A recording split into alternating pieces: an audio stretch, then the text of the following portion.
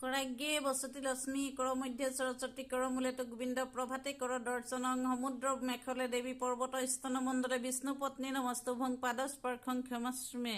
মোৰ আজি গীতাৰ খণ্ড হৈছে যিজনে প্ৰিয় বস্তু লাভ কৰি উল্লাসিত হৈ নপৰে আৰু অপ্ৰিয় বস্তু এটাই পায়ো বিচলিত হৈ নপৰে, যাৰ আত্মবুদ্ধি স্থিৰ, যাৰ মনত ভ্ৰান্তি নাই, তেনে ব্ৰহ্মৰূপী এজন ব্যক্তিয়ে ব্ৰহ্মতত্ত্বতহে স্থিতি লাভ কৰে। এনে এজন মুক্ত পুৰুষ বাহ্যিক ইন্দ্ৰিয় সুখৰ প্ৰতি আসক্তি নহয়, বৰং নিজৰ ভিতৰতেই সুখ আস্বাদৰ প্ৰতি অনবৰতে সমাধিস্থ হৈ থাকে। এনেদৰে আত্মদৰ্শী ব্যক্তিজনে পৰমাত্মাৰ মনত নিবিষ্ট কৰি অক্ষয় সুখ উপভোগ কৰে।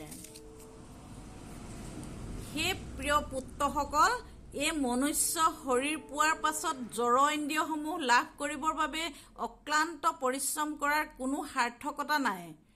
বিশ্বাসভংগকাৰী গাহৰিবিলাকেও এনে সুখ আহৰণ কৰি থাকে, বৰং তেওঁলোকে এই জীৱনত তপস্যা কৰা উচিত, যাতে তেওঁলোকৰ জীৱন বিশুদ্ধ হৈ পৰে আৰু তাৰ ফলত তোমালোকৰ সীমাহীন চিন্ময় আনন্দ উপভোগ কৰিবলৈ পায়।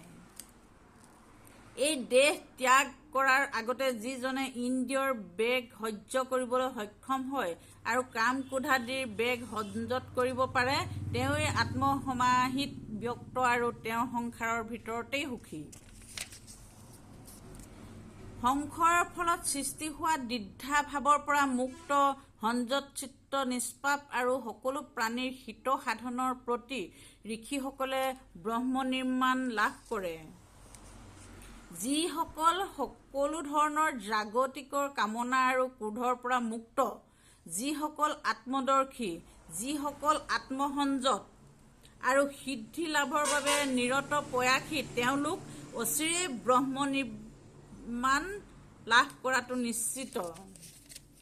কৃষ্ণই কৈছে সকলোবিলাক অৰ্জুনহঁতক।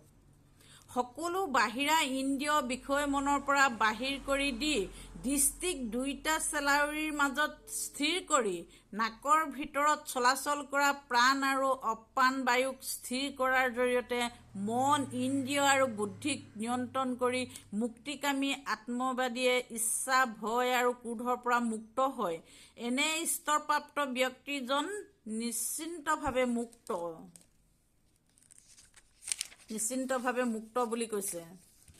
সম্পূৰ্ণভাৱে মোৰেই চেতনা সম্পূৰ্ণ ব্যক্তিয়ে মোকেই সকলো যজ্ঞ আৰু তপস্যাৰ ভোক্তা, সকলো গ্ৰহান্ত আৰু দেৱতাসকলৰ পৰম অধিপতি আৰু সকলো জীৱৰে বন্ধু আৰু শুভাকাংক্ষী বুলি জানি সমস্ত জাগতিক দুখ দুৰ্দশাৰ পৰা মুক্তি লভি শান্তি পায়।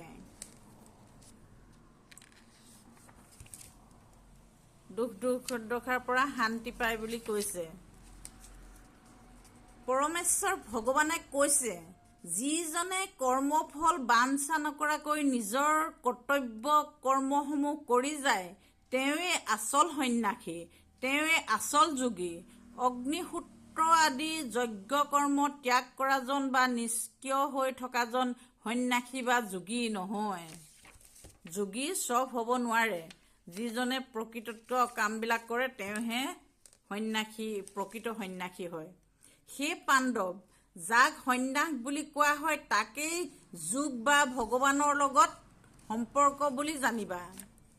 কাৰণ ইন্দ্ৰিয় সুখৰ কামনা বৰ্জন নকৰাকৈ কোনোবাই যোগী হ'ব নোৱাৰে।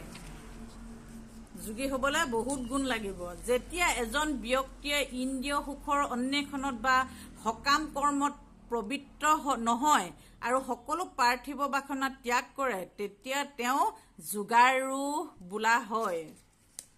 নিজৰ মনটোৰ সহায়েৰে বন্ধনত থকা জীৱাত্মটো উদ্ধাৰ কৰিব লাগে, তাক তললৈ ঠেলি দিব নালাগে। মনটোৱেই নিশ্চিতভাৱে বন্ধ, জীৱাত্মটোক বন্ধু আৰু মনটোৱেই শত্ৰু। যিজনে মনটো জয় কৰিব পাৰিছে, তেওঁৰ বাবে মনটোৱেই আটাইতকৈ ডাঙৰ বন্ধু। কিন্তু যিজনে তেনে কৰিব পৰা নাই, তেওঁৰ মনটো সদায়ে ডাঙৰ শত্ৰু হৈ ৰ'ব। ইমান ধুনীয়া কথা কৈছে কৃষ্ণই। যিজনে মন জয় কৰিব পাৰিছে তেওঁ পৰমাত্মাক ইতিমধ্যে উপলব্ধিয়ে কৰিব পাৰিছে, কাৰণ তেওঁ মনলৈ ইতিমধ্যে প্ৰশান্তি ভাৱ আহিছে। তেনে এজন মানুহৰ বাবে শীত আৰু তাপ, সুখ আৰু দুখ, মান আৰু অপমান এই সকলোবিলাকেই সমান। কৃষ্ণই কৈছে সকলোবিলাক সমান। যেতিয়া এজন মানুহে অধ্যয়নৰ দ্বাৰা লাভ কৰা জ্ঞান আৰু উপলব্ধিৰ দ্বাৰা লাভ কৰা জ্ঞানৰ ফলত সম্পূৰ্ণ তৃপ্তি লাভ কৰে, তেতিয়া তেওঁ আত্ম উপলব্ধি হৈছে বুলি কোৱা হয় আৰু তেওঁক বোলা হয় যোগী বা সাধক। তেনে এজন মানুহ চিন্ময়ৰ স্তৰত অৱস্থিত আৰু জিতেন্দ্ৰিয়। তেওঁ শিলগুটি, পাথৰ, সোণ আদি সকলো বস্তুকে একেই দেখে। কৃষ্ণই কি বুলি কৈছে আপোনালোকে শুনিছেনে? সকলো শিলগুটি, পাথৰ, সোণ আদি সকলো বস্তুকে একেই দেখে। তেওঁ যোগ্যাভ্যাস কৰিবৰ বাবে এজন নিৰ্জন ঠাইলৈ গৈ প্ৰথমে মাটিত কোষ পাৰি, তাৰ ওপৰত হৰিণৰ ছাল এখন পাৰি, তাৰ ওপৰত কোমল কাপোৰ এখন পাৰি আসন কৰি ল'ব লাগে।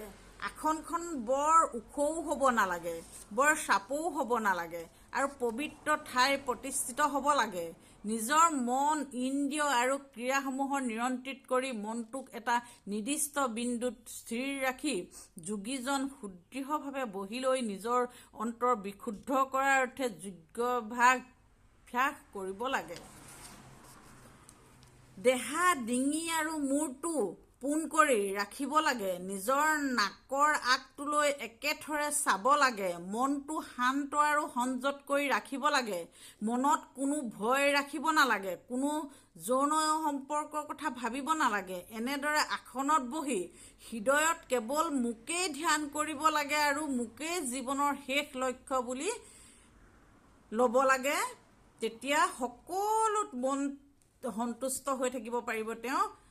মোৰ গীতাৰ আজি খণ্ড ইমানতে সামৰণি মাৰিছোঁ। মচুত্তু মা সৎ গময়ং তমসু মা জ্যোতি গময়ং মৃত্যু মা মৃতং গময়ং। ওম শান্তি শান্তি শান্তি। ধন্যবাদ।